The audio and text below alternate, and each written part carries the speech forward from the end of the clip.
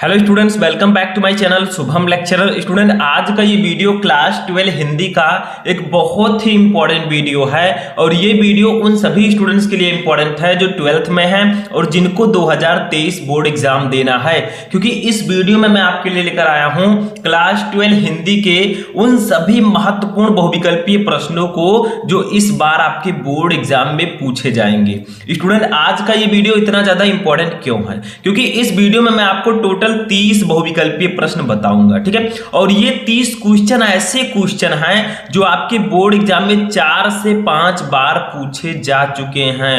यानी कि मैं ऐसे 30 क्वेश्चन को ढूंढ कर लाया हूं जो आपके बोर्ड एग्जाम में हमेशा आते हैं। तो आप लोग अनसॉल्व पेपर उठाकर जाकर देख लीजिए। अगर ये क्वेश्चन नहीं मिलेगा तो आप इस वीडियो को डिसलाइक कर दीजिएगा, क्योंकि ये सभी क्वेश्चन आपके अनसॉल्व पेपर में जरूर मिलेंगे और ये बहुत ज्यादा इंपॉर्टेंट है। अब मैं कोई प्रेशर आपके ऊपर नहीं डालूंगा कि आप इस वीडियो को देखना ही देखना। अगर आपको अच्छा नंबर लाना है तो इस वीडियो को आपको स्टार्टिंग से लेकर एंड तक देखना है, एक भी क्वेश्चन मिस नहीं करना है, ठीक है। क्योंकि इसमें वही क्वेश्चन बताए जाएंगे जो आपके बोर्ड एग्जाम में हमेशा आते हैं, ठीक है। तो देखिए, बहुविकल्पीय प्रश्न टोटल में 30 बताऊंगा। तो चलिए स्टार्ट करते हैं। सबसे पहला क्वेश्चन, ठीक है। स्टार्ट करने से पहले वीडियो को लाइक कर दीजिएगा, चैनल पर नया चैनल को भी सब्सक्राइब कर लीजिएगा ताकि सभी वीडियो आपको टाइम से मिलते रहें, ठीक है। तो देखिए, सबसे पहला क्वेश्चन आ रहा है, ब्राह्मण पत्रिका के संपादक थे, यानी कि ब्राह्मण पत्रिका के संपादक कौन थे? आप जाकर बुक उठाकर देख लीजिए, 4 से 5 बार ये क्वेश्चन आ चुका है आपके बोर्ड में, ठीक है। तो देखिए, फर्स्ट ऑप्शन है बालकृष्ण भट्ट, सेकंड है प्रताप नारायण मिश्र, थर्ड है बद्री नारायण चौधरी प्रेमघन और फोर्थ है प्रेमचंद। तो इसका राइट आंसर होगा option number second, Pratap Narayan Mishra, ठीक है। ब्राह्मण पत्रिका के संपादक जो थे वो थे प्रताप नारायण मिश्र जी, ठीक है। तो याद रखिएगा, एक एक क्वेश्चन में ध्यान से समझाने वाला हूं, आपको इसमें से एक भी क्वेश्चन मिस नहीं करना है वरना नंबर आपका कट जाएगा, ठीक है। दूसरा देखिए, हिंदी प्रदीप के संपादक थे, यानी कि हिंदी प्रदीप के संपादक कौन थे? का है प्रताप नारायण मिश्र, खा है बालकृष्ण भट्ट, गा है राधाचरण गोस्वामी, खा है बद्री नारायण चौधरी प्रेमघन। तो इसका राइट आंसर होगा ऑप्शन नंबर खा, बालकृष्ण भट्ट, ठीक है। बालकृष्ण भट्ट जी जो थे ये हिंदी प्रदीप के संपादक थे, ठीक है। कुछ इस प्रकार से आप लिखिएगा, बालकृष्ण भट्ट। नेक्स्ट क्वेश्चन देखते हैं, क्वेश्चन नंबर 3, ठीक है। आनंद कादंबनी पत्रिका का संपादन करते थे, यानी कि आपसे पूछा जा रहा है कि आनंद कादंबनी पत्रिका के संपादक कौन थे? तो का है प्रताप नारायण मिश्र, खा है बद्री नारायण चौधरी प्रेमघन, गा है बालकृष्ण भट्ट और घा है सरदार पूर्ण सिंह। तो इसका राइट आंसर हो जाएगा ऑप्शन नंबर खा, बद्री नारायण चौधरी प्रेमघन, ठीक है। तो आनंद कादंबनी पत्रिका के संपादक जो थे वो बद्री नारायण चौधरी प्रेमघन जी थे, ठीक है। तो खा वाला ऑप्शन आपका राइट हो जाएगा। तो ऐसे ही एक एक क्वेश्चन ध्यान से समझिएगा, इसमें से जितने भी क्वेश्चन है सभी इंपॉर्टेंट है, सभी आपके बोर्ड एग्जाम में कई बार आ चुके हैं। तो मैं ये नहीं कहूंगा कि हाँ ये वाला आप पढ़ लीजिए, ये वाला नहीं पढ़िए, सभी इंपॉर्टेंट है। चलिए नेक्स्ट क्वेश्चन देखते हैं। अब देखिए स्टूडेंट, क्वेश्चन नंबर 4 क्या है? निंदा रस निबंध के रचनाकार हैं, यानी कि निंदा रस के रचनाकार कौन है? अब ये तो सभी को पता है, का है हजारी प्रसाद द्विवेदी, खा है प्रेमचंद, गा है हरिशंकर प्रसाद, घा है जैनेन्द्र कुमार। तो निंदा रस जो है इसके लेखक या इसके रचनाकार है हरिशंकर प्रसाद जी, तो गा वाला ऑप्शन राइट हो जाएगा। 5 नंबर क्वेश्चन देखिए, हिंदी का पहला मौलिक उपन्यास है, यानी कि हिंदी का पहला मौलिक उपन्यास कौन सा है? का है परीक्षा गुरु, खा है गोदान, गा है गुनाहों के देवता और घा है चित्रलेखा। तो इसका राइट आंसर होगा ऑप्शन नंबर का, परीक्षा गुरु, ठीक है। हिंदी का जो पहला मौलिक उपन्यास है वो परीक्षा गुरु है, तो ऑप्शन नंबर का राइट होगा। कुछ भी नहीं है, सभी क्वेश्चन आपको ध्यान से समझना है। ये सब ऐसे क्वेश्चन है तो 3 से 4 बार आपके बोर्ड एग्जाम में एक एक क्वेश्चन आया है। ऐसे क्वेश्चन भी इसमें है जो 5 से 7 बार भी आ चुके हैं, अभी मैं आगे बताऊंगा। 6 नंबर देखिए, आवारा मसीहा नामक जीवनी विधा की रचना के लेखक हैं, यानी कि आवारा मसीहा के लेखक कौन है? अब ये नहीं पता तो समझ लीजिए हिंदी के बहुविकल्पी प्रश्नों में कुछ भी नहीं जानते आप। का है धर्मवीर भारती, खा है उपेंद्र नाथ अस्त, गा है यशपाल, घा है विष्णु प्रभाकर। तो आवारा मसीहा जो है इसके लेखक है विष्णु प्रभाकर जी, तो घा वाला ऑप्शन राइट हो जाएगा। 7वां क्वेश्चन देखिए, क्या भूलूं क्या याद करूं की रचना विधा है, यानी कि क्या भूलूं क्या याद करूं ये किस विधा की रचना? देखिए कई प्रकार की विधाएं होती हैं, जैसे जीवनी, संस्मरण, डायरी, आत्मकथा, यात्रा वृत्तांत, ठीक है। तो क्या भूलूं क्या याद करूं ये किस विधा की रचना है? तो ऑप्शन नंबर ग राइट होगा, आत्मकथा, ठीक है। क्या भूलूं क्या याद करूं ये आत्मकथा विधा की रचना है। अच्छा 8 नंबर देखिए, स्कंद गुप्त नाटक के लेखक हैं। स्कंदगुप्त नाटक के लेखक कौन है? का है प्रेमचंद, खा है लक्ष्मी नारायण मिश्र, गा है जयशंकर प्रसाद, घा है धर्मवीर भारती। तो इसका राइट आंसर हो जाएगा ऑप्शन नंबर गा, जयशंकर प्रसाद। मैंने आपको बताया था स्कंदगुप्त, चंद्रगुप्त, ठीक है, इन सबके लेखक हैं जयशंकर प्रसाद जी। तो ऑप्शन नंबर गा राइट होगा। चलिए नेक्स्ट क्वेश्चन देखते हैं। अब देखिए 9 नंबर क्वेश्चन हमारा है मेरी असफलताएं, जिसको किसने लिखा है? बाबू गुलाब राय जी ने। देखिए ब्रैकेट में लिखा है बाबू गुलाब राय, ये इसके लेखक हैं, ठीक है। किस विधा की रचना है? यानी कि मेरी असफलताएं जो है ये किस विधा की रचना है? का है जीवनी साहित्य, खा है कहानी, गा है डायरी, घा है आत्मकथा। तो इसका राइट आंसर होगा ऑप्शन नंबर घा, आत्मकथा, ठीक है। मेरी असफलताएं जो है ये आत्मकथा विधा की रचना है। ऐसे 10 नंबर क्वेश्चन देखिए, हंस नामक पत्रिका के संपादक थे। हंस नामक पत्रिका के संपादक कौन थे? का है महावीर प्रसाद द्विवेदी, खा है भारतेंदु हरिश्चंद्र, गा है बालकृष्ण भट्ट और घा है मुंशी प्रेमचंद। तो हंस के संपादक कौन थे बताइए? सभी को पता होगा, आप हाई स्कूल से ही पढ़कर आ रहे हैं। मुंशी प्रेमचंद जी जो है ये हंस पत्रिका के संपादक थे। तो ऑप्शन नंबर घा राइट होगा। तो ये सब आप बहुत पहले से ही पढ़ते आ रहे हैं कि हंस पत्रिका के संपादक कौन थे या ये सब, ठीक है। अब देखिए 11 नंबर क्वेश्चन है, सरदार पूर्ण सिंह किस युग के लेखक हैं? बताइए सरदार पूर्ण सिंह जो हैं ये किस युग के लेखक हैं? का है भारतेंदु युग, खा है द्विवेदी युग, गा है छायावाद युग और घा है प्रगतिवाद युग।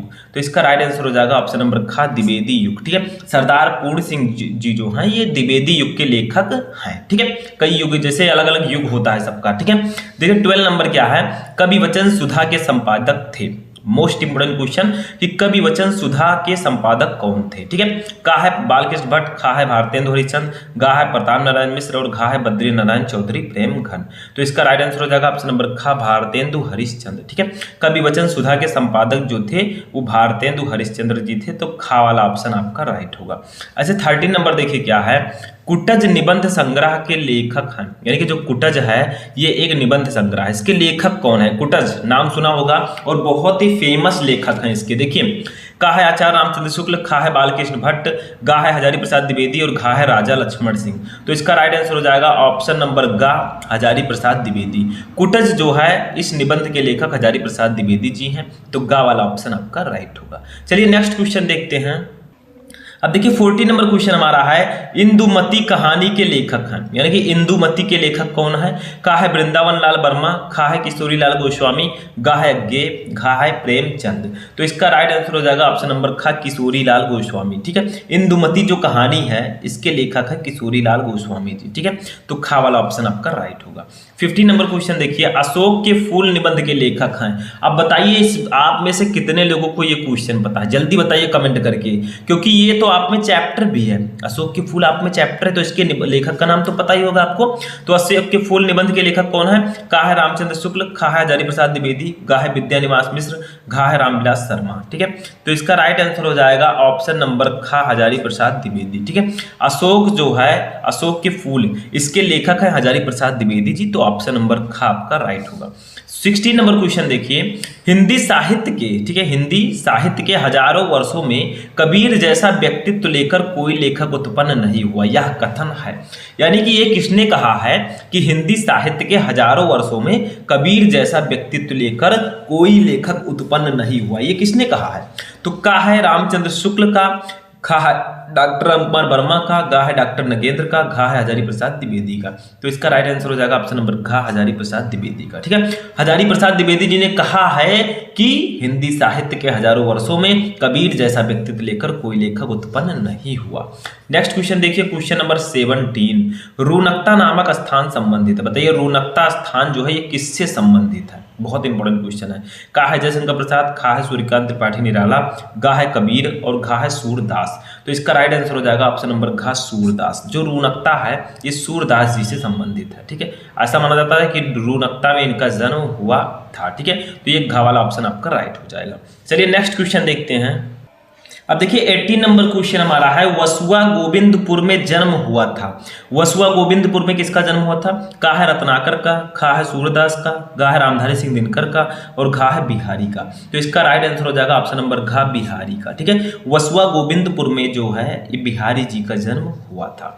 19 नंबर देखिए, अज्ञेय ने तार सप्तक का प्रकाशन किया। अब भैया ये कितना ज्यादा इंपॉर्टेंट है मैं लफ्जों में बयान नहीं कर सकता, क्योंकि ये 7 से 8 बार आपके बोर्ड एग्जाम में आ चुका है और इस बार भी आ सकता है कि गे ने तार सप्तक का प्रकाशन कब किया। का है सन 1947 में, खा है सन 1943 में, गा है सन 1950 में, घा है सन 1931 में। तो इसका राइट आंसर होगा ऑप्शन नंबर खा सन 1943 में। अब आप लोग इसको याद कैसे रखेंगे, ध्यान दीजिए। देखिए तार सप्तक, तार में ता और रा आता है, और 43 बोलिए 43, ता और रा 43 में भी आता है।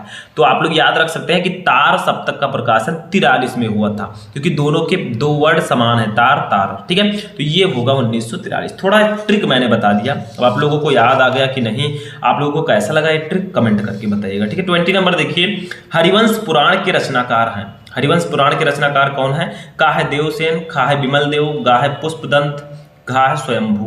तो इसका राइट आंसर हो जाएगा ऑप्शन नंबर घा स्वयंभू। स्वयंभू जी जो हैं ये हरिवंश पुराण के लेखक रचनाकार हैं।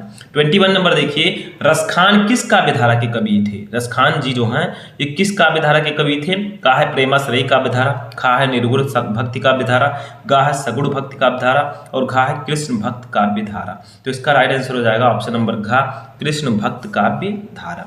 22 नंबर देखिए, कामायनी महाकाव्य में सर्गों की संख्या है, यानी कि जो कामायनी महाकाव्य है इसमें कितने सर्ग हैं? का है 9, खा है 12, गा है 15, घा है 17। तो इसका राइट आंसर हो जाएगा ऑप्शन नंबर गा 15, ठीक है। कामायनी जो महाकाव्य है इसमें 15 सर्ग हैं, ठीक है, समझ में आ गया। चलिए नेक्स्ट क्वेश्चन देखते हैं। अब देखिए 23 नंबर क्वेश्चन हमारा है, रीतिकाल को श्रृंगार काल नाम दिया है, यानी कि रीतिकाल को श्रृंगार काल नाम किसने दिया? का है आचार्य रामचंद्र शुक्ल ने, खा है हजारी प्रसाद द्विवेदी ने, गा है आचार्य विश्वनाथ प्रसाद ने, घा है आचार्य नंद दुलारे वाजपेयी ने, ठीक है। तो इसका राइट आंसर हो जाएगा ऑप्शन नंबर गा आचार्य विश्वनाथ प्रसाद मिश्र ने, आचार्य विश्वनाथ प्रसाद ने, ठीक है। रीतिकाल को श्रृंगार काल नाम जो दिया है वो आचार्य विश्वनाथ प्रसाद ने दिया है, ठीक है। चलिए नेक्स्ट क्वेश्चन देखते हैं 24। देखिए सुमित्रा नंदन पंत को ज्ञानपीठ पुरस्कार उनकी किस रचना पर मिला था? तो का है लोकायतन, खा है युगांत, गा है कला और बूढ़ा चांद, घा है चिदम्बरा। तो इसका राइट आंसर क्या होगा? मैंने बताया था चिदम्बरा, ठीक है। सुमित्रा नंदन पंत जी की एक रचना है चिदम्बरा, उस रचना पर उनको ज्ञानपीठ पुरस्कार से सम्मानित किया गया था, ठीक है।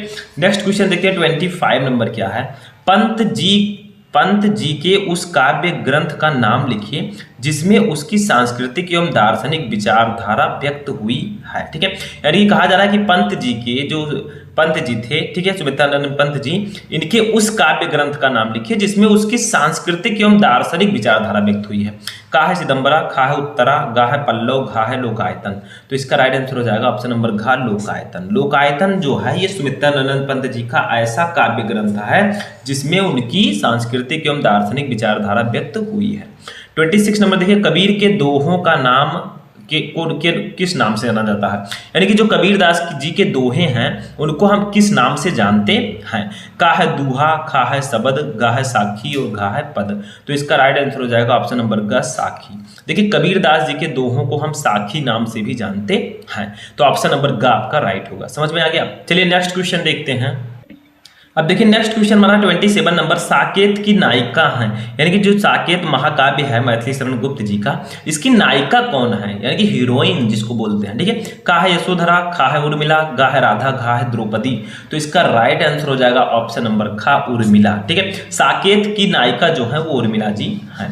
28 नंबर देखिए, तीसरा सप्तक का प्रकाशन वर्ष है, यानी कि जो तीसरा सप्तक है इसका प्रकाशन वर्ष क्या है? का है सन 1959 ईस्वी, खा है सन 1954 ईस्वी, गा है सन 1951 ईस्वी और घा है सन 1957 ईस्वी। तो इसका राइट आंसर हो जाएगा ऑप्शन नंबर का सन 1959 ईस्वी। तो तीसरा सप्तक का जो प्रकाशन वर्ष है वो सन 1959 ईस्वी है, तो ऑप्शन नंबर का राइट होगा। 29 नंबर देखिए, हिंदी का प्रथम कवि माना जाता है।